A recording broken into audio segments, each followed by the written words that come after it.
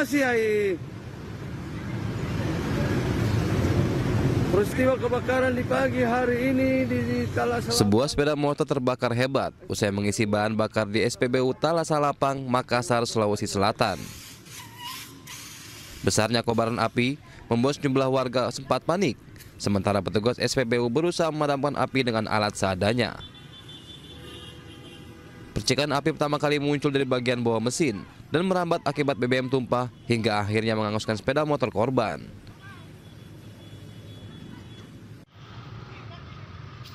Setelah menstarter, terjadi percikan api di pas dekat tangki pendam.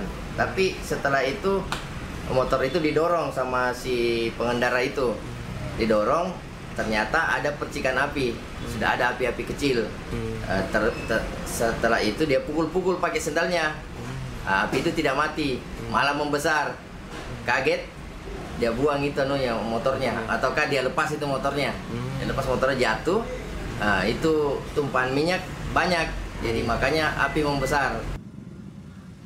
Tidak ada korban jiwa dalam insiden ini, sementara pengisian bahan bakar di SPBU Talasalapang yang sempat terhenti sudah kembali normal. Dari Makassar, Sulawesi Selatan, Yoel Yusfin, iNews melaporkan.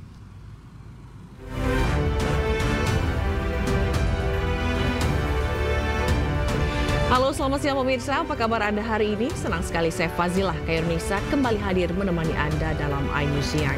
Selain 3 berita utama tadi, iNews Siang juga akan menyuguhkan beragam informasi penting lainnya.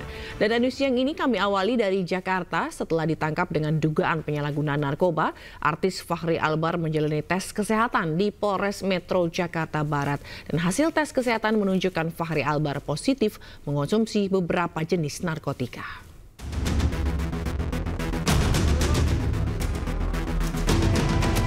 Aktor Fachri Albar ditangkap di rumahnya di kawasan Cirende, Tangerang Selatan dalam kondisi sadar tanpa perlawanan.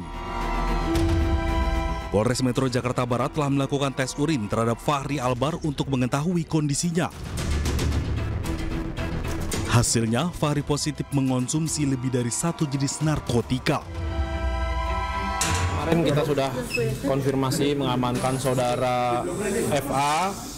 Kemudian hari ini tadi kita sudah melaksanakan tes kesehatan, memastikan bahwa kondisinya dalam keadaan sehat dan baik. Setelah itu kita masih melaksanakan pendalaman, baik itu terkait peran maupun jenis dan jumlah barang bukti masih dalam pemeriksaan kita. Untuk hasil tes urinnya gimana Pak? Gimana? Hasil tes urinnya gimana? Untuk tes urin dinyatakan positif konsumsi beberapa jenis narkotika.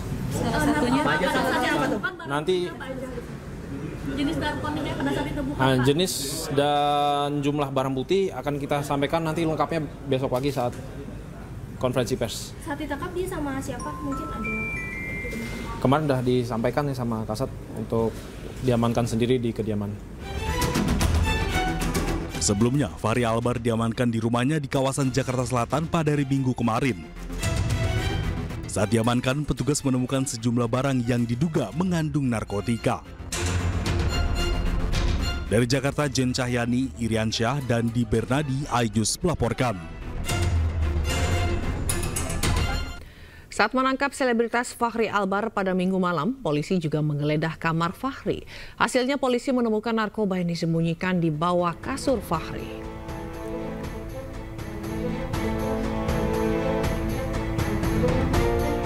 Inilah detik-detik penggeledahan yang dilakukan polisi di rumah Fachri Albar di kawasan Cirende, Jakarta Selatan. Petugas menggeledah kamar ini disaksikan langsung oleh Fachri Albar. Fachri menunjukkan tempat menyimpan sejumlah narkoba di bawah kasur. Petugas berhasil menemukan sejumlah barang bukti narkoba dan langsung diamankan.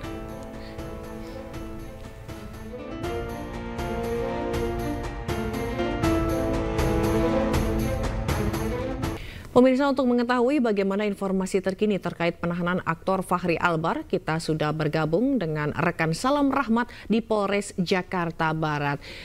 Ya, selamat siang Salam. Jam berapa polisi kira-kira akan merilis kasus narkoba Fachri Albar? Ya, Zila dan juga pemirsa, hingga saat ini belum ada update atau perkembangan lebih lanjut terkait dengan kasus penyalahgunaan narkoba yang dilakukan oleh aktor Fachri Albar. Namun rencananya nanti pada pukul 2 siang dari Polres Metro Jakarta Barat ini akan menggelar konferensi pers terkait dengan hasil temuan berupa jenis dan juga barang bukti yang berhasil disita oleh pihak kepolisian terkait dengan kasus narkoba tersebut. Karena memang berdasarkan hasil tes urin yang sudah keluar, ini dinyatakan bahwa Fachri Albar positif menggunakan beberapa jenis narkotika, dan saat ini juga dari pihak kepolisian ini masih melakukan pendalaman lebih lanjut terkait dengan peran Fachri Albar di dalamnya, karena memang ini sudah kali ketiga Fachri Albar terjerat dalam kasus yang sama, dan saat ini juga masih dilakukan pendalaman lebih lanjut apakah peran Fachri Albar ini merupakan pengedar atau pengguna, dan ini masih dilakukan pendalaman lebih lanjut oleh penyidik dari Polres Metro Jakarta Barat. Dan dapat kami informasikan juga bahwa hingga saat ini juga tidak ada tanda-tanda kedatangan baik itu dari pihak keluarga ataupun juga dari pihak pengacara dari Fachri Albar yang akan tiba di Polres Metro Jakarta Barat ini, dan kita akan tentu sama-sama menantikan, Zila dan juga pemirsa, bagaimana hasil dari rilisan atau juga konferensi pers yang akan digelar pada siang hari nanti di Polres Metro Jakarta Barat. Zila. Kalau mengenai informasi adanya tersangka baru atau dari mana Fachri Albar ini mendapatkan barang atau narkoba tersebut, apakah sudah ada informasi itu?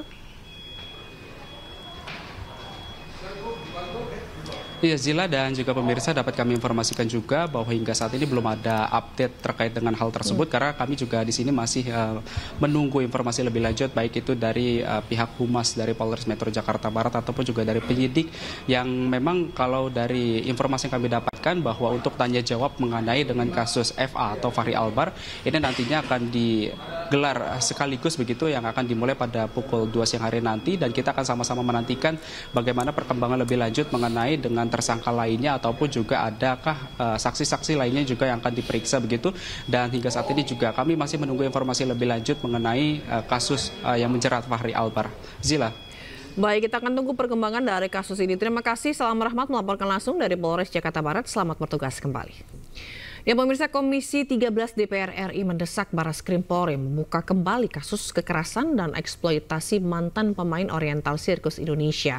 Desakan tersebut karena menilai terdapat pelanggaran HAM berat pada kasus tersebut.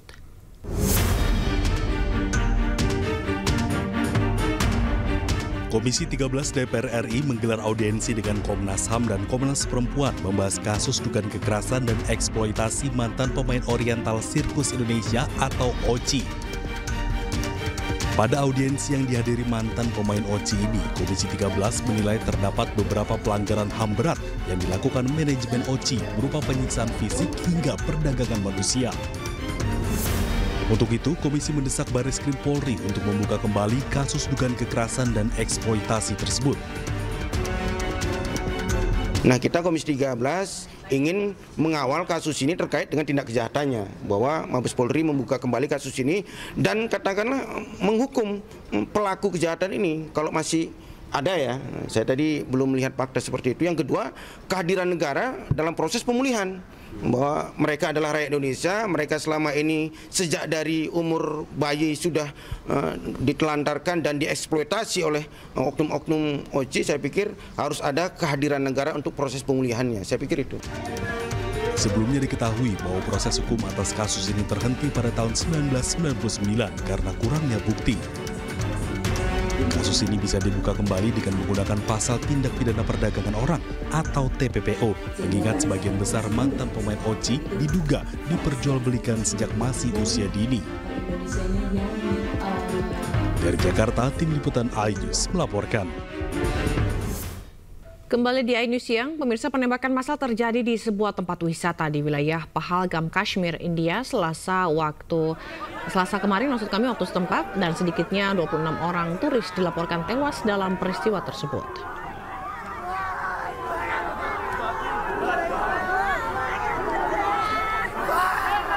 Inilah suasana saat warga mengiringi pemakaman seorang operator wahana kuda poni yang tewas usai mencoba menghentikan serangan massal yang terjadi di Pahalgam, Kashmir, Selasa kemarin. Dalam serangan yang menewaskan 26 orang, banyak diantaranya turis asal India.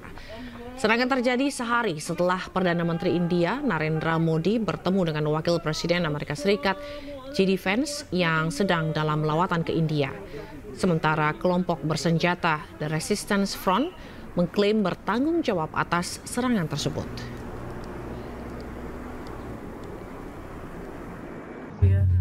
Wah, cantik banget tuh gunungannya, keren, Masya Allah. Bisa lihat sejelas ini. Sementara itu, saat insiden terjadi, sejumlah WNI sedang berada di sekitar lokasi kejadian, tepatnya di objek wisata Gulmarg.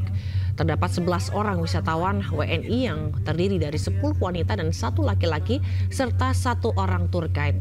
Saat ini para WNI di sana sedang menunggu untuk dievakuasi ke New Delhi dan sudah berkomunikasi dengan kedutaan RI di India.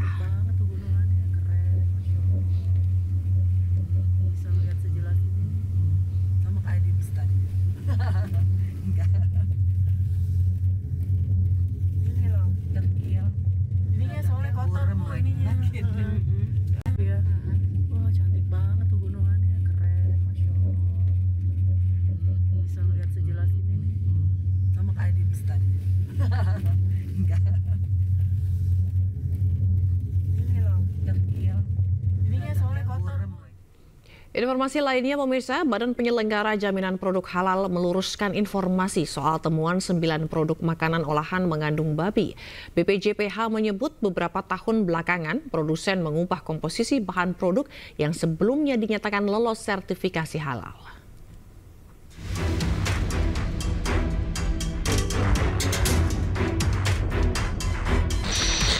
Badan Penyelenggara Jaminan Produk Halal atau BPJPH bersama Badan Pengawas Obat dan Makanan atau BPOM merilis daftar produk makanan olahan yang berlabel halal namun mengandung unsur babi atau porsin.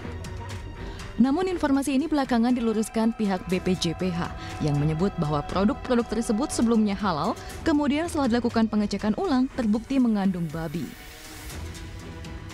Jadi saya luruskan, ya, bukan produk berlabel halal mengandung babi, tidak demikian. Tetapi yang terjadi adalah bahwa kami senantiasa bersama BPOM melakukan cek, melakukan and recheck, melakukan inspeksi. Nah, di antara yang kami lakukan inspeksi itu juga random. Jadi produk yang berlabel halal pun kita ulangi lagi. Dan ternyata hasil dari pengecekan kembali ada produk yang semula diidentifikasi oleh lembaga pemeriksa halal tidak mengandung babi, berjalan 4 tahun kemudian, ya, kami lakukan pengecekan ulang, ternyata mengandung porsin, yaitu mengandung babi. Produk-produk yang mengandung unsur babi atau porsin rata-rata aneka cemilan yang kerap ditemui di pasaran. Cemilan ini banyak diminati masyarakat, terutama anak-anak karena rasanya yang kenyal dan manis. 7 dari 9 produk pangan ini diketahui telah mengantongi sertifikat halal, sementara 2 produk lainnya tidak mengantongi sertifikat halal. Sementara terhadap temuan ini, produsen diberi sanksi berupa penarikan semua produk dari pasaran dalam waktu 60 hari sejak diumumkan pihak BPJPH dan BPOM. Tim Liputan iNews melaporkan. Kejaksaan Agung menemukan uang tunai senilai 5,5 miliar rupiah dalam penggeledahan di rumah hakim tersangka kasus suap vonis lepas minyak sawit mentah. Uang yang dibungkus plastik dan disimpan dalam koper itu disembunyikan di kolong tempat tidur.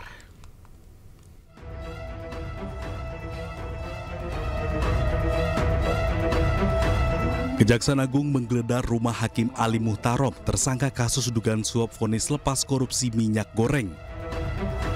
Penggeledahan itu dilakukan di rumah Ali di Jepara, Jawa Tengah.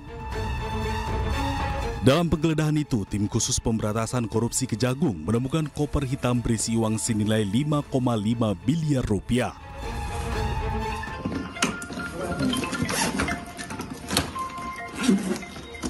Halo, siapa? Sudah, bisa video call? Ini udah saya buka. Udah dapat, udah. Video call bisa? Video call. Rekam sudah, Pak. Ini sudah direkam sudah, Pak. Sudah direkam semua. Ini kurang lebih. Udah dapat ya? Dapat. Buka apa itu nanti di Koper itu disembunyikan di kolong tempat tidur terbungkus kardus. Uang dalam koper itu ditemukan dalam pecahan mata uang dolar sebanyak 3.600 lembar yang terbungkus plastik dengan rapi.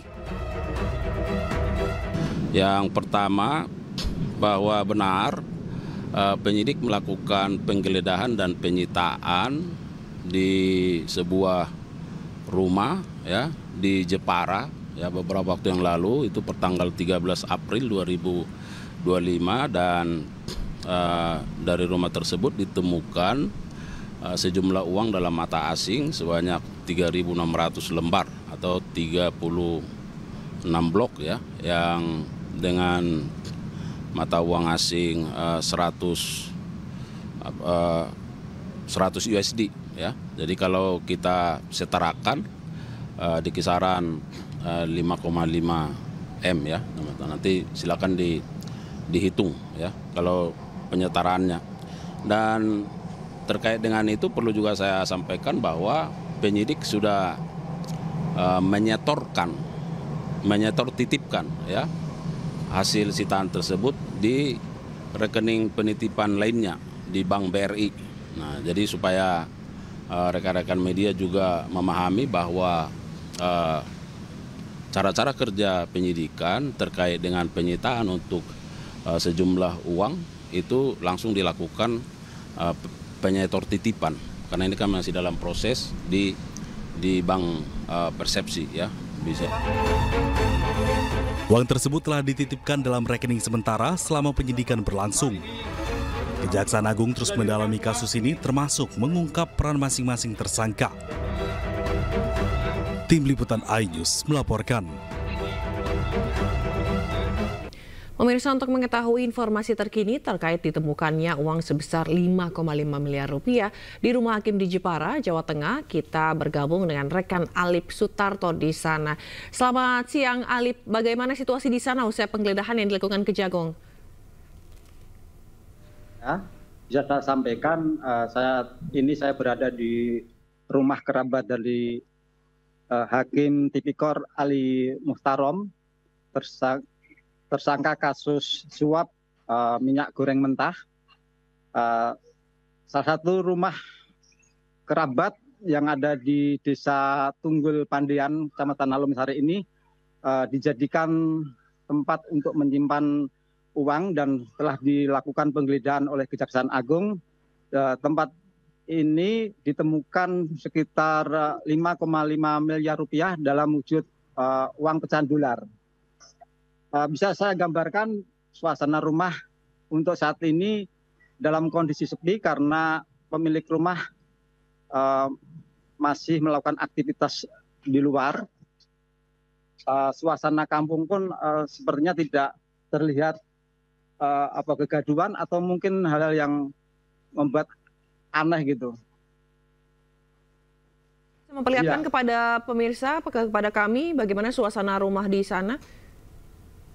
Oke, bisa saya perlihatkan kondisi rumah saat ini. Inilah rumah salah satu kerabat dari Ali Muhtarom, hakim tersangka kasus suap ekspor minyak goreng mentah. Suasananya terlihat sepi, tidak ada aktivitas dari pihak pemilik rumah. Tidak ada penyegelan sama sekali dari Kejaksaan Agung selepas adanya penggeledahan. Berarti apakah itu keluarga ini masih bisa beraktivitas seperti biasa gitu di rumah ini? Informasi yang saya dapat dari warga setempat, keluarga masih bisa beraktivitas seperti biasa. Oke. Berarti tidak ada, istilahnya tidak ada sterilisasi ataupun semacam tali begitu ya, atau garis kejaksaan yang diberikan di rumah ini begitu ya? Kalau saya lihat keliling rumah tidak ada satupun pintu rumah yang tersegel oleh Kejaksaan Agung. Oke, baik. Lalu yang Anda tahu, rekan Alip, apakah Hakim Ali ini sering tinggal di rumah ini atau hanya berkunjung saja? Kita coba tadi mengorek dari warga-warga sekitar. Hakim Ali Muhtarom ini sama sekali tidak pernah terlihat untuk datang ke rumah kerabatnya yang ada di Tunggul Pandian ini. Oke, jadi uang ini memang sengaja dititipkan begitu di rumahnya? Bisa jadi ini sengaja untuk dititipkan, tapi kita tidak tahu persis apakah pihak kerabat tahu kalau uang itu hasil dari uang suap gitu. Oke, rekan Ali, mungkin Anda bisa lebih dekat lagi untuk memberitahukan kepada kami bagaimana situasi di rumah hakim pasca penggerebekan atau penggeledahan tadi malam. Mungkin bisa lebih mendekat. Saya luruskan, Zila, bahwa rumah ini bukan rumah Hakim Ali Muhtarom, tapi ini adalah rumah dari kerabat dari Ali Muhtarom. Untuk rumah Ali Muhtarom sendiri berada di Desa Pelem-Kerep, Kecamatan Mayong. Jadi jaraknya cukup jauh dari rumah kerabat ini. Oke, baik. Lalu apakah Anda bisa mendekat lagi untuk memperlihatkan kepada kami bagaimana situasi di rumah kerabat Hakim Ali ini? Maaf Zila, mungkin ini salah satu kita tidak berani untuk terlalu mendekat karena tuan rumah sendiri tidak ada di rumah. Kita belum bisa izin ke pihak tuan rumah. Nanti ada mungkin masalah-masalah tersendiri yang mungkin kami tidak berani untuk mendekat lebih dekat gitu. Baik, tapi apakah ada penjagaan di sana pasca penggeledahan? Bisa saya sampaikan, kita juga sudah konfirmasi ke pihak aparat setempat, khususnya pihak kepolisian. Untuk penggeledahan sendiri baru tahu setelah adanya berita-berita di media sosial yang telah viral beberapa waktu lalu, dan tidak ada sama sekali penjagaan dari pihak kepolisian. Oke, baik. Lalu bagaimana respon tetangga sekitar terkait dengan penggeledahan kemarin? Karena penggeledahan itu dilakukan pada malam hari, tepatnya pada tanggal 13 Minggu malam, itu sempat kaget juga karena dilakukan pada malam hari gitu. Oke. Lalu apa yang dilakukan oleh warga sekitar ataupun mungkin RT terkait pasca penggeledahan semalam? Apakah akan lebih areanya akan lebih dijaga begitu oleh warga setempat atau seperti apa? Atau aktivitasnya normal aja seperti biasa? Dari pihak RT tadi juga bilang tidak ada penjagaan sama sekali, ya hidup seperti biasa. Jadi masyarakat tidak begitu terpengaruh dengan penggeledahan ini. Oke, baik, kita akan tunggu bagaimana perkembangan kasusnya juga gitu ya mengenai kasus ini. Terima kasih rekan Alip Sutarto yang melaporkan langsung dari Jepara, Jawa Tengah. Selamat bertugas kembali. Dari informasi lainnya, pemirsa, pengamat militer Koni Rahakundini akhirnya muncul dengan dokumen rahasia titipan Sekjen PDIP Hasto Kristianto. Dokumen yang sebelumnya disimpan di Rusia kini diserahkan kepada Wakil Sekjen PDIP Aryo Adidarmo. Saya terangkan, notaris pertama ini tentang 32 dokumen, dicap oleh notaris. Notaris kedua adalah jadi notaris Rusia ya, Mas? Rusia, bahasa Rusia. Nanti diterangkan aja ada. Nah, yang ini dokumen tambahan. Jadi total dokumen pada saya itu 37. Siap. Yang paling mengerikan untuk saya nomor 16. Siap. Nah, itu hubungan dengan Kapolri. Dan nomor 7. Bagaimana PDIP mau dibubarkan, dihancurkan. Nah, itu aja. Kalau saya merasa penelitian, saya deg-degan dengan 2 dokumen itu. Siap. Yang lain kan tentang korupsi, apa itu. Nah, ini ya, ada tanda tangan notaris juga. Nah, kemudian selain dokumen itu saya dititipkan video. Siap. Dan ini video ini saya harus serahkan juga kepada Mas Adi. Kalau soal nanya bentuknya apa? Bentuknya ini. Flash disk. Tidak ada saya copy ini semua. Saya ada perjanjian dengan Mas Hasto, tidak boleh saya edarkan dan lain-lain, apalagi mengcopy. Nah, kalau ditanya kenapa saya serahkan sekarang ke Pak Adi? Pak Adi saya sejak Mas Hasto di dalam saya nggak bisa kontak. Siap. Bagaimana saya punya akses? Kedua, Ibu bilang sama saya untuk tidak boleh bicara sama sekali. Jadi untuk apa saya pegang dokumen? Yang ketiga ini yang paling penting. Mas Adi, ini kontrak dari kampus saya, St. Petersburg University, kan? Tanggal 10 Maret. Saya itu diangkat menjadi highly qualified specialist. Kelas saya itu Perdana Menteri. Yang dapat gelar seperti ini saya Perdana Menteri. Nah, ini ditandatangani oleh saya, ya, dan kontrak saya di Rusia sampai 26 Februari 2028. Ini kampusnya apa Mbak namanya? St. Petersburg State University. Ini langsung di bawah Kremlin. Ini capnya ini penantangnya. Jadi saya memang akhirnya harus menetap di Rusia dan mungkin menjadi warga negara Rusia daripada sini lihat.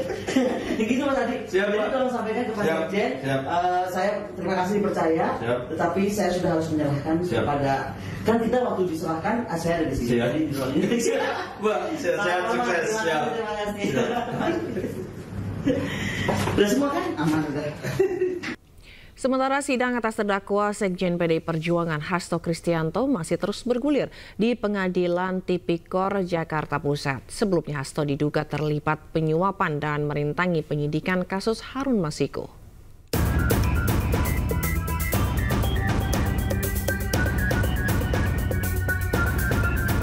KPK menetapkan Sekjen PDI Perjuangan Hasto Kristianto sebagai tersangka dalam kasus suap pergantian antar waktu Harun Masiku. Komisi Anti Rasuah menemukan bukti Hasto bekerja sama dengan Harun Masiku melakukan upaya suap kepada eks-komisioner KPU Wahyu Setiawan untuk meloloskan Harun Masiku sebagai anggota legislatif melalui mekanisme pergantian antar waktu. KPK juga menemukan bukti lain saat Hasto berupaya merintangi penyidikan dengan meminta pegawainya menelpon Harun Masiku saat operasi tangkap tangan KPK pada Januari 2020 silam.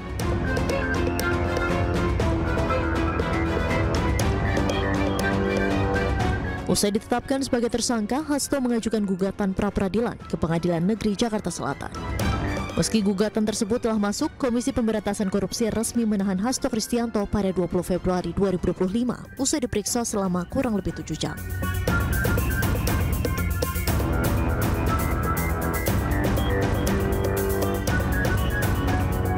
Namun permohonan pra-peradilan tersebut ditolak hakim karena tidak memenuhi syarat formil lantaran dalam 2 sprindik yang dipermasalahkan pemohon tidak diajukan dalam 2 permohonan, melainkan hanya 1 permohonan. Dengan demikian, status tersangka Hasto Kristianto oleh KPK dinyatakan sah. 1 hari setelah pra-peradilannya ditolak, Hasto kembali mengajukan gugatan pra-peradilan ke Pengadilan Negeri Jakarta Selatan. Namun lagi dan lagi, dalam sidang pra-peradilan jilid kedua Hasto, pengadilan melalui hakim tunggal pada Pengadilan Negeri Jakarta Selatan, Afrizal Hadi, menggugurkan gugatan pra-peradilan Hasto Kristianto. Pra-peradilan gugur karena berkas Hasto telah dilimpahkan oleh KPK ke Pengadilan Tipikor Jakarta Pusat. Kini sidang kasus dugaan suap pengurusan penggantian antar waktu anggota DPR untuk Harun Masiku dan perintangan penyidikan atas terdakwa Hasto Kristianto masih bergulir di Pengadilan Tipikor pada Pengadilan Negeri Jakarta Pusat. Dari Jakarta, Tim Liputan iNews melaporkan. Terima kasih Anda masih bersama kami. Pemirsa, polemik ijazah Presiden ke-7 RI Joko Widodo terus berlanjut. Karena sudah menjadi fitnah dan pencemaran nama baik dirinya, mantan orang nomor 1 Republik Indonesia tersebut akan menempuh jalur hukum.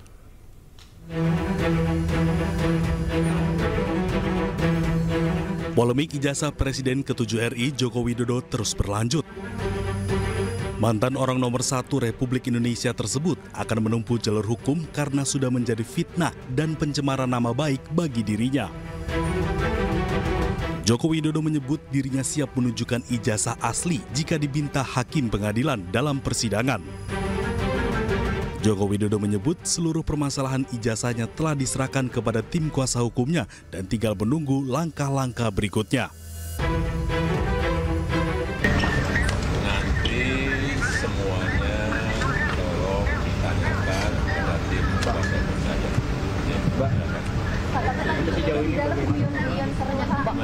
Emang Pak, lihat sini Pak. Rame Pak. Oke. Ya, dia kan. Ya, lihat sini Pak. Meski demikian, menurut kuasa hukum Joko Widodo, Yakub Hasibuan, Joko Widodo belum memberikan instruksi secara langsung kapan akan melayangkan tuntutan, meski nama-nama calon terlapor sudah diberikan kepada Joko Widodo. Ya, jadi sementara ini memang sudah ada 4 orang yang kami lengkapi semua dokumen dan bukti-buktinya. Kapan dugaan tindak pidana dilakukan, di mana dugaan tindak pidana dilakukan, dengan metode apa dugaan tindak pidana dilakukan, dan sebagainya. Namun untuk nama-nama tersebut belum dapat kami sampaikan sekarang. Tentunya ini masih menunggu kembali lagi konfirmasi akhir dari Pak Jokowi seperti apa. Namun jika nanti kami dapat arahan dari Bapak untuk melanjutkan langkah hukum ini, tentunya kami akan sampaikan. Jokowi menambahkan bahwa pihak-pihak yang menuntut dirinya tidak berwenang mengatur dirinya terkait penunjukan ijazah aslinya. Tim Liputan iNews melaporkan.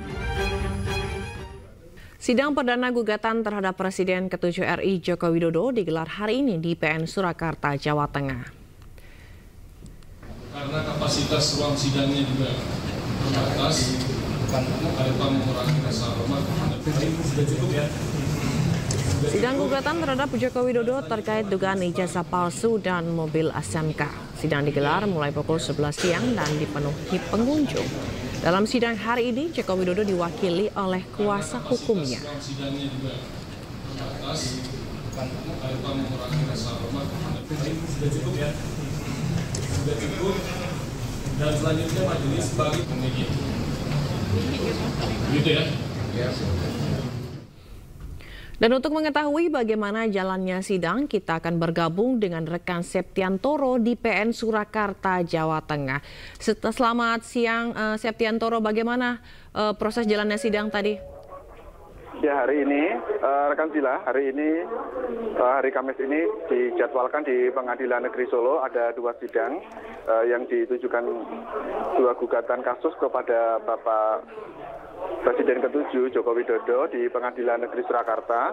Yang pertama adalah terkait mobil SMK yang dilayangkan oleh warga Ngoresan, warga Jepres Solo bernama Aufa Lukman. Kemudian sidang yang kedua terkait keaslian ijazah SMA yang dilayangkan oleh pengacara Muhammad Taufik. Dan ini tadi sudah berlangsung sidang terkait ijazah di SMA 6. Namun ada di skor sekitar 20 menit. Begitu rekan Sila. Baik, lalu pada saat tadi sidang apa saja poin-poin yang disampaikan? Hari ini mereka mengumpulkan data-data, mensinkronkan data-data, dan tadi sekitar 20 menit di skor karena ada data dari pihak SMA 6 yang belum selesai, belum sinkron seperti itu. Oke, baik. Lalu Jokowi sendiri diwakili oleh kuasa hukumnya begitu ya, rekan Septi? Iya, betul. Hari ini Pak Jokowi kebetulan berada di luar negeri. Beliau ditunjuk oleh Presiden Prabowo Subianto untuk menghadiri layatan seperti itu. Kemudian sidang di Solo di pengadilan ini diwakili oleh pengacaranya, yaitu bernama Bapak Irfan. Dan sebelumnya, dalam wawancara sebelumnya, Bapak Irfan sudah menyampaikan kepada media bahwa Pak Jokowi dipastikan tidak hadir.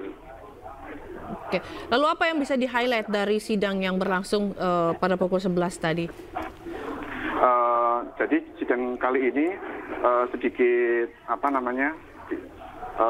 bertumpuk ya, karena di sidang pertama adalah sidang ijazah, yang kedua karena ada sesuatu hal kemudian ditunda, kemudian 20 menit tadi diisi dengan sidang mobil SMK. Oke. Lalu kapan sidang akan dilanjutkan? Ini masih menunggu waktu sekitar 20 menit dari tadi sidang diketuk untuk istirahat, kemudian akan dilanjutkan lagi. Oke. Bagaimana dengan kalau tadi kita melihat sebelumnya gitu ya, ramai sekali orang yang berkunjung. Apakah di sana juga masih sama begitu, terlihat bagaimana orang yang atau pendukung dari Jokowi ini memenuhi ruang sidang?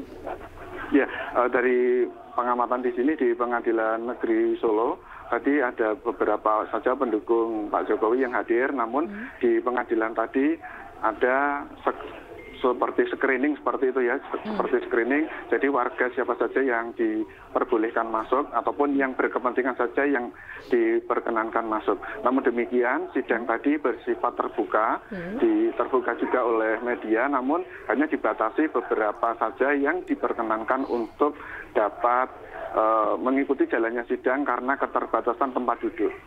Oke, baik. Kita akan tunggu apa hasil dari sidang nanti yang akan dimulai selanjutnya begitu ya. Terima kasih rekan Septiantoro melaporkan langsung dari PN Surakarta, Jawa Tengah. Selamat bertugas kembali. Ya, pemirsa, Polres Metro Jakarta Selatan kembali melakukan pemeriksaan terhadap pelapor yaitu mitra dapur SPPG Kalibata kasus dugaan penipuan dan penggelapan dana makan bergizi gratis atau MBG. Usai melakukan pemeriksaan 5 orang saksi, polisi kini tengah mendalami surat perjanjian antara yayasan dan mitra dapur.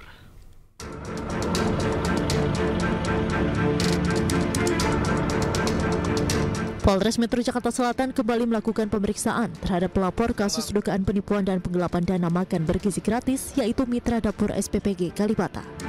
Setelah diambil keterangan, sebanyak 5 orang saksi dari mitra dapur SPPG Kalibata dalam kasus dugaan penipuan dan penggelapan dana MBG keluar dari kantor Polres Metro Jakarta Selatan. Pemeriksaan dilakukan terhadap pelapor, bagian administrasi, dapur, operasional, dan orang yang mengetahui perjanjian antara yayasan dan korban. Dana Harli, kuasa hukum pelapor, mengatakan polisi kini tengah mendalami surat perjanjian antara yayasan dan korban. Yang 5 itu sejauh ini pelapor, korban Ibu Ira, kemudian ada bagian administrasi di dapur, kemudian ada bagian operasional di dapur, kemudian ada orang yang mengetahui perjanjian antara Ibu Ira dengan yayasan. Seperti itu. Jadi ini, dari pertama kontrak 15.000 dipotong 2.500 untuk yayasan. 2.500 untuk yayasan. Jadi kita terima 12.500. Namun di pertengahan jalan ada yang 13.000, ada yang 15.000 per porsi. Nah, yang 13.000 per porsi masih dipotong 2.500 juga. Jadi kita terima 10.500. Dugaan niat jahatnya ada di situ. Karena pada bulan Desember kemarin, pihak yayasan itu sebenarnya sudah mengetahui ada perbedaan, ada porsi 13.000, ada porsi 15.000. Namun di perjanjian itu semua 15.000 per porsi. Sebelumnya, salah satu mitra dapur program makan bergizi gratis di Jakarta harus berhenti produksi karena merugi miliaran rupiah. Mereka berhenti produksi karena pembayaran tertunda. Mitra dapur SPPG Kalibata sendiri menyalurkan makanan bergizi gratis ke 19 sekolah di kawasan Kalibata, Jakarta Selatan dengan jumlah makanan sebanyak 3.400 porsi per hari. Oleh karena tak kunjung dibayar oleh yayasan meski dana untuk mitra dapur telah ditransfer Badan Gizi Nasional, mitra dapur SPPG Kalibata sempat berhenti beroperasi selama sepekan, hingga akhirnya melaporkan kasus dugaan penipuan dan penggelapan ke Polres Metro Jakarta Selatan. Dari Jakarta, dan Helmi Sajangbati, iNews melaporkan. Presiden Prabowo Subianto merespon tentang dugaan penggelapan dana makan bergizi gratis di Jakarta Selatan. Prabowo menjamin akan menyelesaikan masalah tersebut.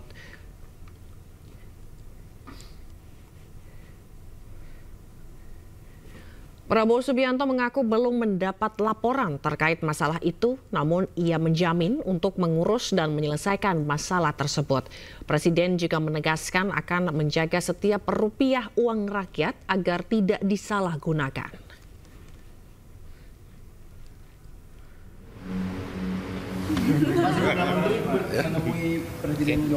Saya nggak tahu ini laporan ini. Sudah ditangani. Oh ya?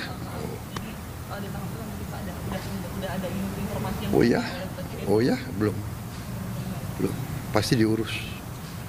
Setiap sen uang rakyat akan kita jaga. Ya.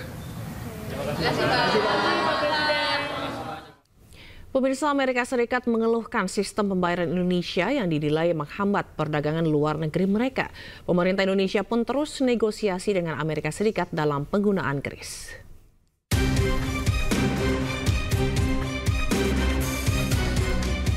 Sistem pembayaran Indonesia menjadi sorotan Amerika Serikat. Quick Response Code Indonesian Standard atau QRIS dan Gerbang Pembayaran Nasional atau GPN dinilai AS menghambat perdagangan luar negeri. Keluhan ini tercantum dalam National Trade Estimate Report on Foreign Trade Barriers 2025 yang terbit pada 31 Maret 2025. Dalam laporan ini, USTR menyoroti penggunaan QRIS dan GPN dalam sistem pembayaran Indonesia. Penggunaannya dinilai memaksa dan menyulitkan penyedia jasa pembayaran dan bank asal Amerika Serikat. Pemerintah pun hingga kini masih berunding soal penggunaan QRIS dan GPN. Terkait dengan layanan perpajakan dan kepabeanan, kemudian juga terkait dengan pengaturan daripada kuota dan juga termasuk di dalamnya sektor keuangan. Kami sudah berkoordinasi dengan OJK dan Bank Indonesia, terutama terkait dengan payment yang diminta oleh pihak Amerika. Dalam dokumen ini, Amerika Serikat juga merinci sejumlah hambatan dagang di Indonesia. Penerapan tarif di atas 25% untuk produk pertanian dan di atas 35% untuk produk non-pertanian menjadi sorotan utama pemerintah Amerika Serikat.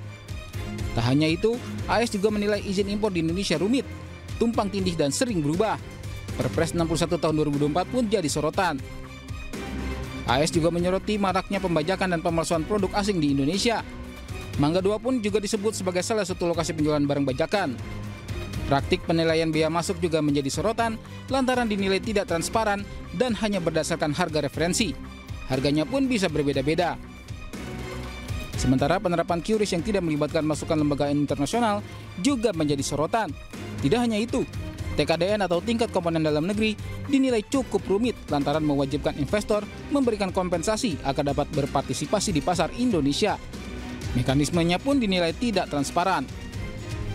Hingga saat ini pemerintah Indonesia masih negosiasi tarif impor baru dengan pemerintahan Amerika Serikat. Pengenaan tarif impor baru ditunda hingga Juni mendatang. Tim Liputan iNews melaporkan.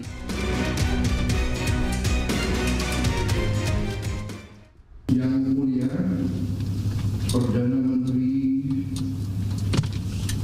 Siti Feni Praduka dari Republik Fiji beserta delegasi.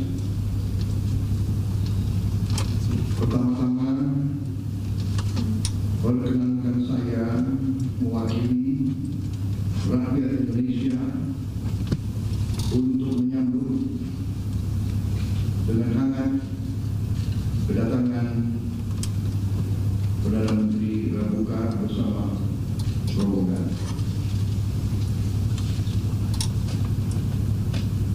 Sejak pembukaan hubungan diplomatik antara kedua negara kita pada tahun 1974, Fiji telah menjadi sahabat yang baik bagi Indonesia dan telah menjadi mitra penting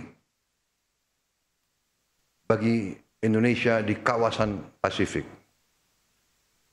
Kedua negara kita adalah negara Pasifik. Kedua negara kita adalah kepulauan. Kita punya banyak kepentingan yang sama. Kita menghadapi tantangan-tantangan yang sama. Kita sama-sama memiliki prinsip-prinsip saling menghormati antara bangsa-bangsa. Kita kedua negara menjunjung tinggi azas kedaulatan, azas kemerdekaan, azas hak-hak kesetaraan antara bangsa-bangsa. Kita sama-sama memiliki tantangan untuk memberi kehidupan yang baik, yang sejahtera bagi kedua rakyat kita. Dalam pertemuan hari ini, kita telah membahas hubungan bilateral, apa-apa yang telah menjadi kesepakatan antara kedua negara di saat-saat yang lalu akan kita teruskan.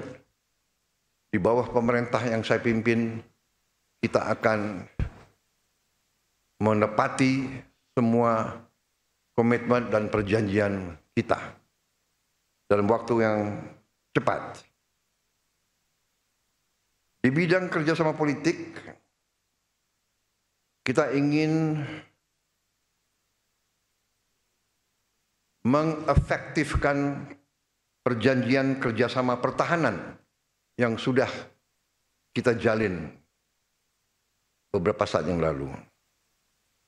Kita juga berkomitmen Indonesia berkomitmen untuk mendukung pembangunan pusat latihan pertanian regional di Fiji yang kita harapkan akan dimulai tahun ini juga.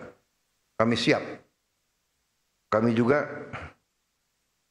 mengundang Fiji untuk mengirim pemuda dan pemudinya untuk belajar di tempat-tempat pendidikan kita di Indonesia di bidang vokasi, di bidang teknik, bidang pertanian, dan juga di sekolah-sekolah dan lembaga-lembaga pendidikan kita lainnya. Juga untuk latihan bersama di bidang militer, kami terbuka untuk darat, laut, dan udara. Kami membuka pintu untuk militer Fiji belajar bersama kita di Indonesia. Program untuk mendorong dan mendukung kerjasama di bidang peningkatan kapasitas sumber daya manusia dan upaya mempererat hubungan antara kedua masyarakat, rakyat Fiji dan rakyat Indonesia, kita terus lanjutkan dan kita akan menambah beasiswa kemitraan antara negara berkembang, kemudian beasiswa untuk pemuda dan pemudi Fiji. Di bidang kerjasama kawasan, kita tegaskan komitmen Indonesia untuk memperkuat kemitraan dengan negara-negara Pasifik. Dan atas nama pemerintah Republik Indonesia, saya ingin menyampaikan penghargaan kami, pemerintah Indonesia, atas kepemimpinan Fiji di Pasifik Selatan dan dukungan Fiji terhadap ikut sertanya Indonesia dalam berbagai forum, berbagai fora di Pasifik Selatan, antara lain Pacific Islands Forum dan Melanesian Spearhead Group. Sekali lagi, Yang Mulia Perdana Menteri Rabuka dan rombongan, terima kasih kunjungan Yang Mulia. Terima kasih atas kerjasama dan persahabatan di antara kita. Dan marilah kita terus menjaga hubungan ini. Yang jelas kami dari pihak Indonesia menekankan kembali, menegaskan kembali, kita ingin meningkatkan hubungan ini menjadi lebih baik lagi, lebih erat lagi, lebih efektif lagi di masa depan. Terima kasih. Next, we invite the Honorable, the Prime Minister of the Republic of Fiji, Mr. Sitiveni Rabuka, to deliver the joint press statement. Your Excellency the President, sir. As I mentioned this morning, I bring greetings from my own President, who is also my provincial paramount chief, and the government and the people of Fiji.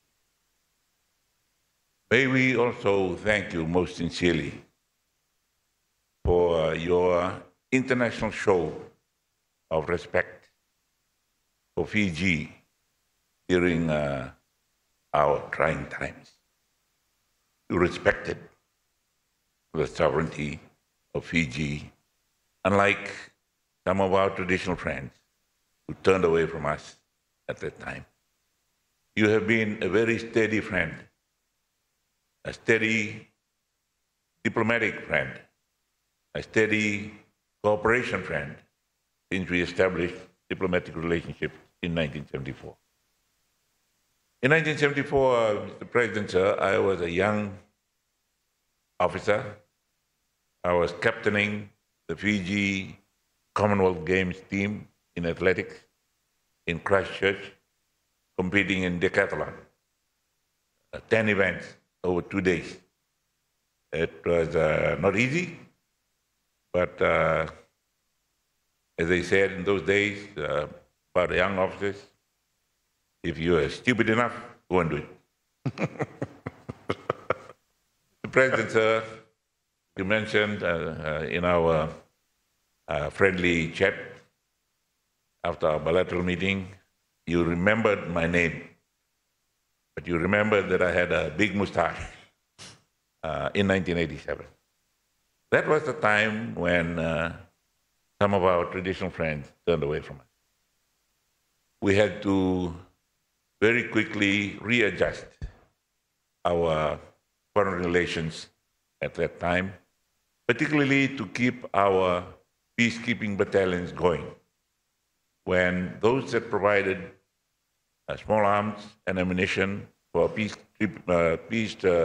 troops turned away, and we could not buy weapons from them.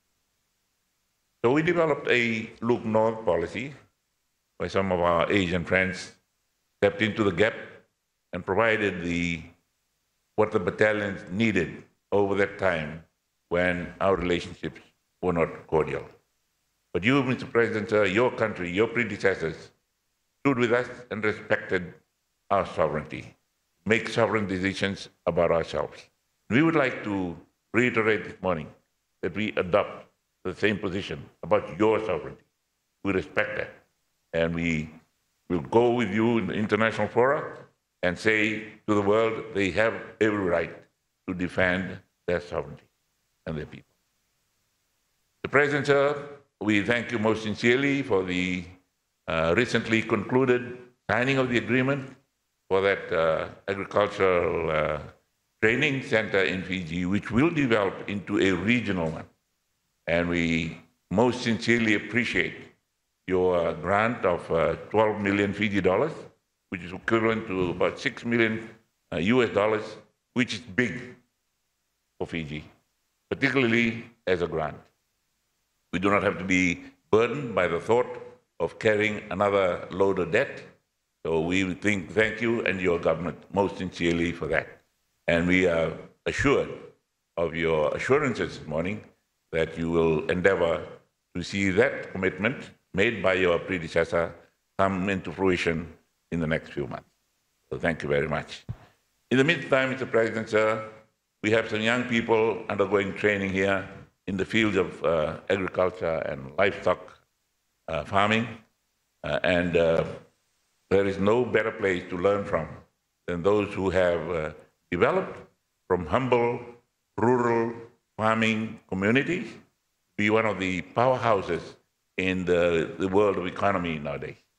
So we respect you, we congratulate you, and we will take advantage of the opportunities and the doors you have opened for our people and our government to take advantage of.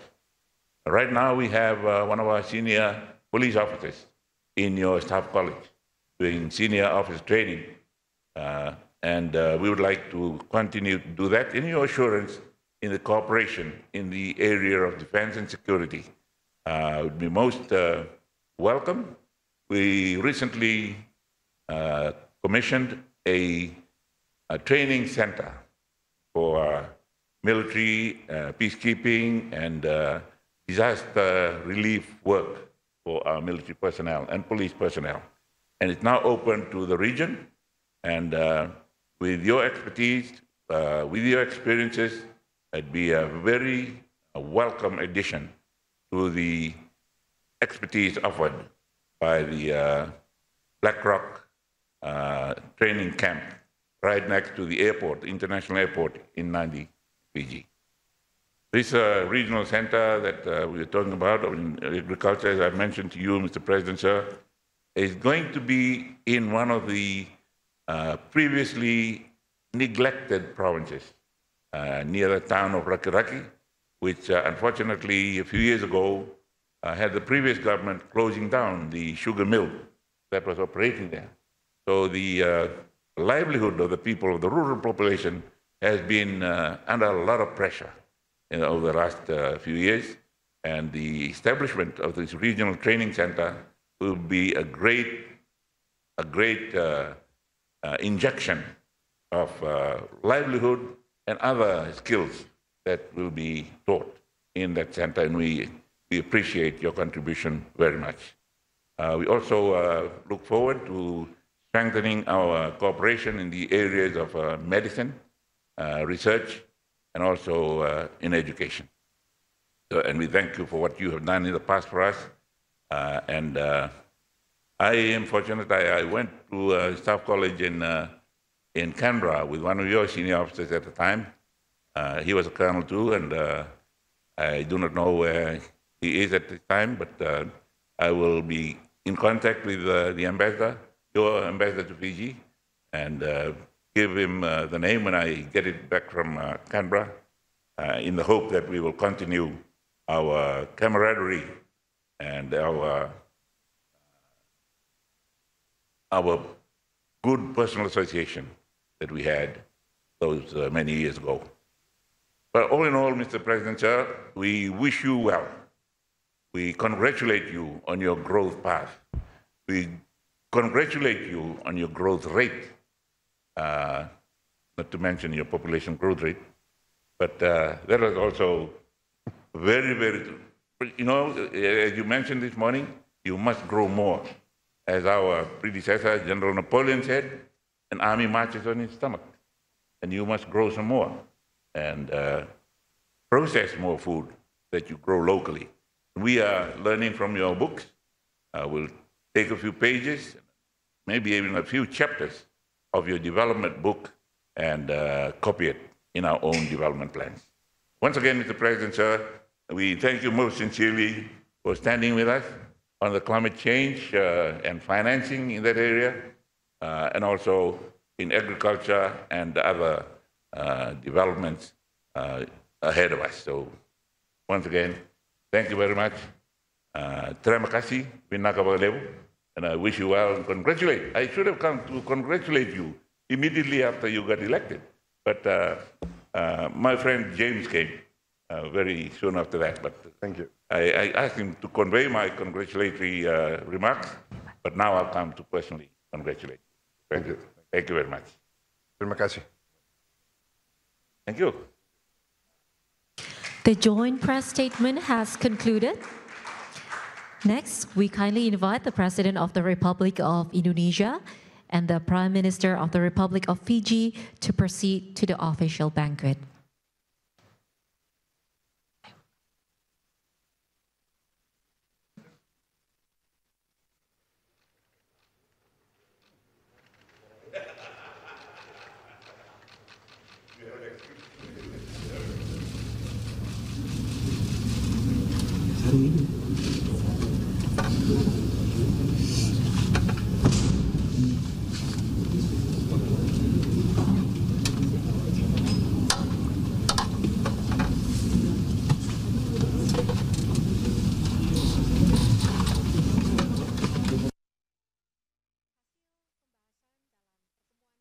Baru saja Presiden Prabowo Subianto menerima kunjungan dari Perdana Menteri Fiji, Siti Veni Rabuka di Istana Kepresidenan Jakarta. Pertemuan ini membahas hubungan bilateral antara kedua negara. Tadi Presiden Prabowo juga menyatakan akan terus menepati komitmen dan perjanjian antara Fiji dan juga Indonesia. Diharapkan pertemuan ini menjadi momentum strategis dalam meningkatkan kerjasama antara Fiji dan Indonesia. Ke informasi selanjutnya, pemirsa, viral di media sosial, warga di Kabupaten Bekasi, Jawa Barat membuang berbagai macam sampah rumah tangga dari dalam mobil pick-up ke Kali Bekasi. Berbagai macam sampah yang berserakan itu menghambat aliran air yang menuju ke laut.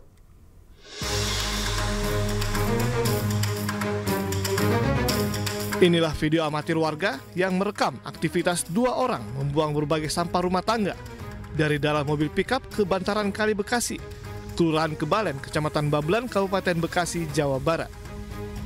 Aktivitas buang sampah sembarangan ini sontak viral di media sosial. Ironisnya, hal ini sudah terjadi sejak 6 bulan terakhir yang dilakukan bukan dari warga sekitar kali. Tempat pembuangan akhir ilegal ini sempat ditutupi pagar, namun dibuka oleh orang tidak bertanggung jawab. Berapa kali kita portal tuh? 3 kali. Itu nggak ada hilang aja totalnya. Kayak nyolong gitu. Kalau tempat ini memang tempat rutin buang sampah, Pak? Kagak, bukan. Nggak ada di sini, ada istilah kata benar buang sampah di sini. Sementara itu, pihak Kelurahan Kebalen akan menutup TPA ilegal tersebut dan sisa sampah yang ada di bantaran kali akan dipindahkan ke TPA Burangkeng. Kita akan cari tahu juga, Pak. Ini mungkin dari oknum-oknum yang memang kurang bertanggung jawab karena tindakan kita melakukan tindakan preventif depan itu sebenarnya sudah ditutup. Cuman karena oknum itu membuka tanpa sepengetahuan wilayah. Jika masih ada warga yang membuka lahan menjadi tempat pembuangan sampah tidak resmi, termasuk di bantaran kali, maka akan diproses hukum dengan hukuman penjara 5 bulan dan denda 30 juta rupiah.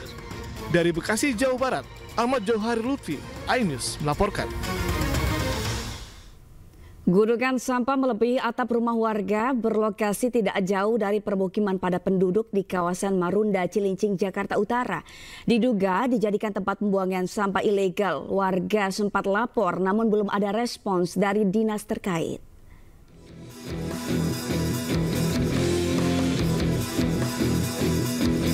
Dari pantauan udara, hamparan sampah di lahan kosong kawasan Marunda, Cilincing, Jakarta Utara jelas terlihat. Tempat pembuangan akhir tersebut mulai menggunung, bahkan melebihi atap rumah warga. RT setempat yang mewakili warga mengeluhkan keberadaan TPS yang diduga ilegal tersebut lantaran polusi udara dari bau tak sedap sampah yang menumpuk sangat mengganggu, terlebih saat musim hujan. Musim hujan tuh baunya minta ampun. Kayaknya sih pernah kita bersurat apa tuh, udah lama cuma agak kurang ditanggapin. Atau legal? Kayaknya sih ilegal. Kalau yang legal mah ya di sana di Bantar Gebang ya harapan kedepannya ya lebih, kalau memang dia bisa dihilangkan ya kita minta hilangkan. Keberadaan tempat pembuangan sampah tersebut sudah 10 tahun. Warga mencurigai perizinannya karena tak ada yang boleh masuk ke kawasan TPS selain truk pengangkut sampah. Meski telah melapor ke Dinas Lingkungan Hidup Jakarta Utara, namun tak direspon. Dari Jakarta, Sofia Firdaus, iNews melaporkan. Warga di sekitar rumah korban pembunuhan 2 bocah dalam karung di Kota Bengkulu merusak rumah keluarga tersangka yang berada tidak jauh dari rumah korban. Warga kesal tidak puas karena 1 orang yang ditetapkan tersangka yakni anak pemilik rumah.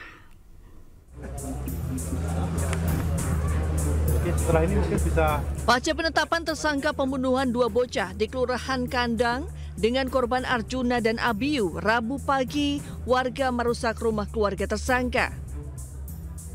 Rumah yang berjarak sekitar 100 meter dari rumah korban ini hancur pada bagian kaca dan perabotan terlihat berantakan.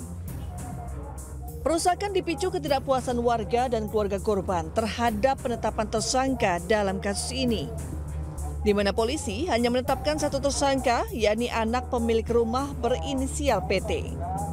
Kapolresta Bengkulu, Kombes Pol Sudarno meminta warga menahan diri dan tidak terpancing dengan isu dan berita yang tidak benar dalam kasus ini. Polisi bekerja berdasarkan fakta yang ditemukan di lapangan. Siapa yang terlibat dan siapa yang tidak terlibat itu nanti yang menentukan adalah fakta-fakta atau bukti-bukti yang diketemukan, baik itu saksi, kemudian bukti-bukti, baik itu bukti material, kemudian bukti-bukti yang lain, keterangan, itu yang bisa menentukan. Jadi polisi bekerja bukan atas desakan siapapun. Sebelumnya 2 korban Abiyu dan Arjuna, warga Kelurahan Kandang, Kota Bengkulu, dibunuh oleh tersangka PT 17 dengan cara dipiting dan dibenamkan di dalam kolam. Motif pembunuhan dipicu karena tersangka marah kedua korban memancing di kolam miliknya. Mirisnya, jenazah kedua korban dimasukkan di dalam karung. 1 korban dibuang ke sungai dan 1 korban lainnya disembunyikan dalam septic tank. Dari Kota Bengkulu, Endro Dwirawan, iNews melaporkan.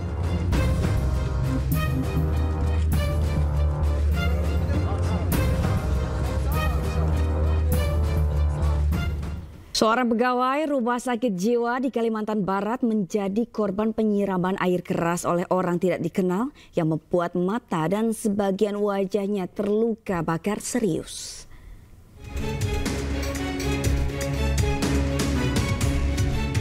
Ahmad, seorang pegawai rumah sakit jiwa di Kota Singkawang, Kalimantan Barat, menjadi korban penyiraman air keras oleh orang tidak dikenal. Ini terjadi saat korban dalam perjalanan pulang usai bekerja. Sebelum kejadian, Ahmad mengaku sering diteror oleh orang tidak dikenal, meski dirinya tidak mengetahui penyebabnya. Akibat kejadian tersebut, korban terluka bakar di sebagian wajah dan mata serta beberapa luka ringan di dada. Kita sudah mendatangi TKP, kita sudah olah TKP, namun di lokasi tersebut masih sangat minim. Nah, kami juga berharap kepada rekan-rekan masyarakat ataupun awak media yang ada menyampaikan informasi ke pihak kami sangat supaya bisa membantu mengungkap kasus ini. Di Palembang, Sumatera Selatan, seorang mahasiswa program pendidikan dokter spesialis menjadi korban perundungan. Pihak Rumah Sakit Muhammad Hussein Palembang menyatakan, perundungan itu dilakukan konsulen di KSM Anestesiologi dan Terapi Intensif FK Unsri. Tindak kekerasan ini dipicu oknum konsulen yang tidak puas dengan penanganan pasien yang dilakukan korban. Pelaku sudah dinonaktifkan dan tidak diizinkan berinteraksi dengan anak didiknya, baik PPDS maupun profesi. Itu Dekan FK Unsri juga sudah mengeluarkan perintah nonaktif kepada yang bersangkutan. Jadi sejak Senin juga sudah tidak diizinkan untuk berinteraksi dengan peserta didik kita, baik itu untuk PPDS maupun untuk profesi. Jadi artinya sudah sinergis antara direktur rumah sakit dan juga fakultas kedokteran. Ya, saat ini kami nonaktifkan sementara sambil menunggu tim melakukan kajian kira-kira nanti hukuman disiplin apa yang akan kita berikan kepada beliau. Nah, karena beliau ini dokter ahli utama, nanti hukumannya itu yang bisa memberikan Kementerian Kesehatan. Jadi tim ini nanti memberikan rekomendasi, usulan kepada Kementerian Kesehatan yang akan menjatuhkan hukuman disiplin. Dari Palembang, Sumatera Selatan dan Singkawang, Kalimantan Barat, Firdaus dan Rizky Kurnia, iNews melaporkan. Pemirsa, Gubernur Jawa Barat Deddy Mulyadi diduga menunggak pajak kendaraan mobil mewah miliknya sendiri senilai 42 juta rupiah. Namun Deddy Mulyadi membantah menunggak pajak kendaraan dan berdalih sedang menunggu proses mutasi dokumen.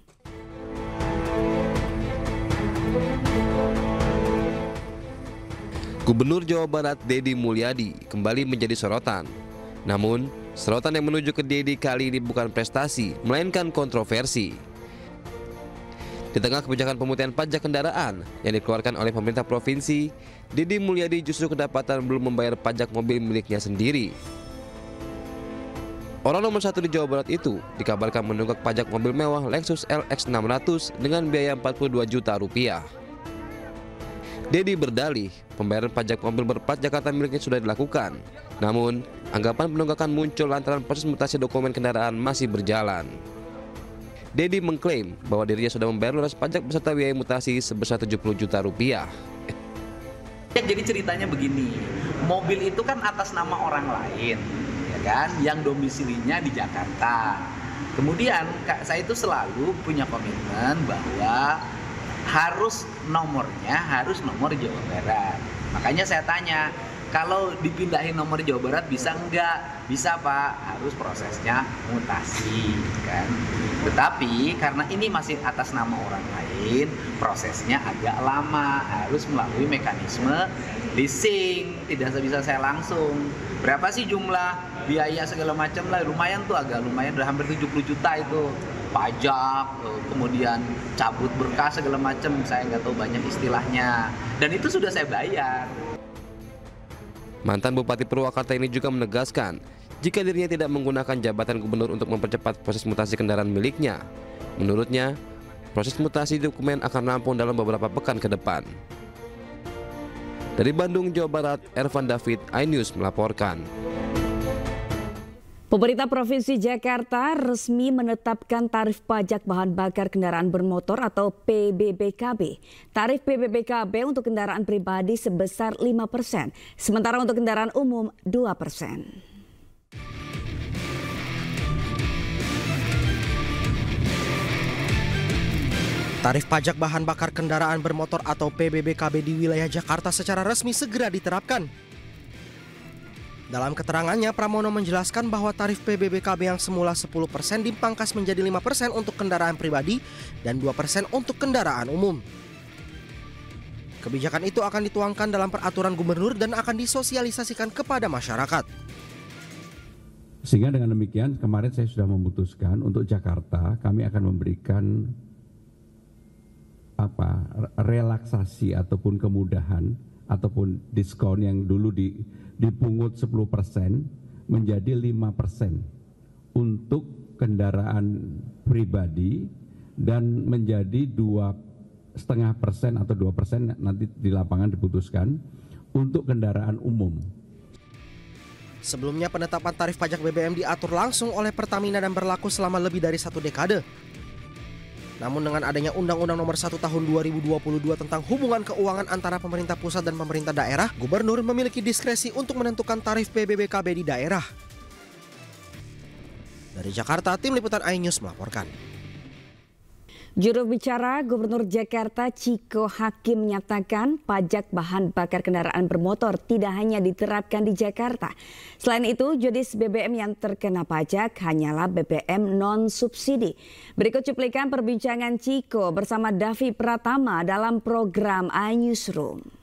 Tujuannya kan kita tahu untuk mengurangi atau mengendalikan konsumsi BBM satu, dan harapannya juga tentu memberikan masukan kepada pemerintah daerah karena ini tertuang juga dalam undang-undang terkait dengan hubungan keuangan antara pusat dan daerah. Jadi pusat memberikan ruang untuk penerimaan atau pendapatan daerah di mana pajak ini diberlakukan, dan ada 14 daerah yang akan istilahnya mengefektifkan pajak ini dan berkisar antara 5-10%. Nah, tapi kita ketahui kondisi ekonomi seperti sekarang dan juga masukan tentang aspirasi masyarakat yang berkembang tentu menjadi pertimbangan sehingga Pak Gubernur kemudian memberikan relaksasi tadi disampaikan, dan ini juga diberikan ruang oleh pemerintah pusat yang juga mengingatkan pemerintah daerah untuk memberikan insentif fiskal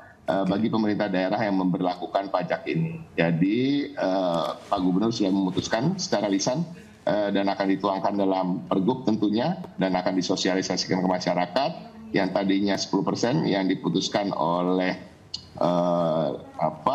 Gubernur, PJ Gubernur dan DPRD sebelum Pak Pramono Anung menjabat akan diturunkan menjadi 5% bagi kendaraan pribadi dan 2% bagi kendaraan umum. Artinya itu adalah pajak ditanggung oleh pemerintah atau subsidi. Apakah jenis bahan bakar yang mana saja yang kena pajak, ataukah ada bahan bakar tertentu yang tidak kena, kemudian dibebankan kepada konsumen, kemudian dan lain-lain? Ini detailnya sudah dibahas, Bang? Yang pasti yang pajak BBM non subsidi ya, Pertamax. Oke, yang subsidi tidak ya, Bang ya? Seharusnya tidak. Ya, sepengetahuan kami tidak. Nanti kita akan cek lagi. Tapi sepengetahuan kami memang pajak itu diberikan pada BBM yang non subsidi. Pemirsa, usai peluncuran Gerakan Indonesia Menanam, Presiden Republik Indonesia Prabowo Subianto memimpin kegiatan tanam padi serentak di Kabupaten Ogan Hilir, Sumatera Selatan. Menariknya, penanaman padi ini dilakukan dengan teknologi drone.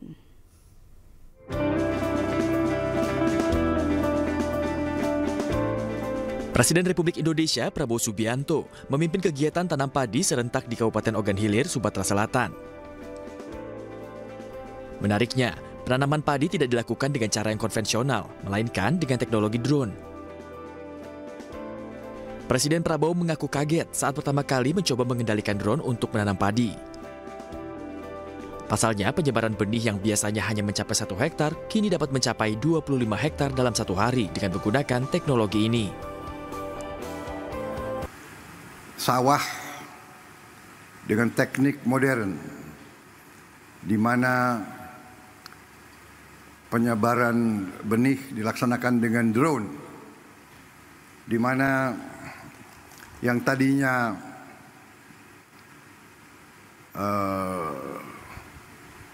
1 hektar membutuhkan 25 hari diolah. Kalau pakai cara tradisional, sekarang kita bisa mengolah 25 hektar dalam 1 hari. Dan tadi, di tempat tadi, menurut gubernur, itu adalah tempat buaya. Dengan inovasi ini, Prabowo menargetkan 100.000 hektar sawah produktif di Sumatera Selatan. Dengan begitu, produksi padi yang per tahunnya mencapai 3 juta ton akan meningkat hingga 4 juta ton. Ketahanan pangan itu tidak mungkin bisa diwujudkan oleh 1-2 pihak. Dalam konteks bernegara, tidak akan mudah bila itu hanya dilakukan oleh pemerintah tunggal. Mesti ada kebersamaan yang menyatu antara pemerintah dengan rakyat. Oleh karena itu, ketika pemerintah sudah memiliki programnya, sudah memiliki rancang bangun dan visinya, maka dari rakyat membersamai sehingga terjadi akselerasi dan membangun kesadaran bahwa ketahanan pangan itu penting. Rangkaian gerakan Indonesia Menanam ini pun disambut baik oleh para petani. Perhatian pemerintah terhadap profesi mereka ini diharapkan dapat terus meningkatkan produktivitas serta kualitas sektor pertanian Indonesia. Kegiatan petani sekarang sudah diekspos oleh pemerintah, ya. Diayomi oleh pemerintah, mungkin itu selanjutnya bisa kami harapkan itu. Ya, harapan kami acara ini kalau bisa jangan cukup di sini. Untuk selanjutnya petani ini harus diperhatikan gimana cara meningkatkan hasil tani yang kami harapkan dengan optimal. Presiden Prabowo berharap adanya gerakan ini menjadi gerbang terwujudnya swasembada pangan di Indonesia. Lebih dari itu, orang nomor 1 di tanah air ini berharap Indonesia dapat menjadi lumbung pangan dunia. Dari Kabupaten Ogan Ilir, Sumatera Selatan, iNews melaporkan.